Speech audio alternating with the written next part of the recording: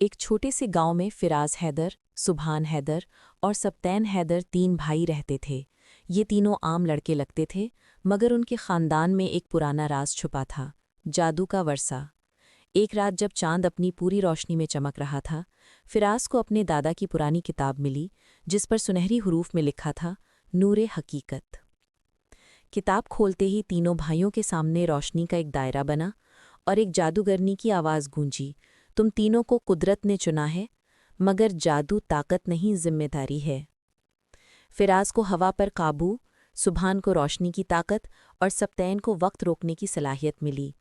شروع میں وہ ان طاقتوں سے کھیلنے لگے، مگر جلد ہی انہیں احساس ہوا کہ گاؤں پر ایک اندھیرا سایہ منڈلا رہا ہے، ایک پرانا جادوگر جو ان کی طاقتیں چھیننا چاہتا تھا۔ تینوں بھائیوں نے اپنی طاقتیں ملا کر روشنی کا ایک دائرہ بنایا، جس نے اندھیرے کو ختم کر دیا۔ جب سورج نکلا تو گاؤں پہلے سے زیادہ روشن تھا۔ فراز، سبحان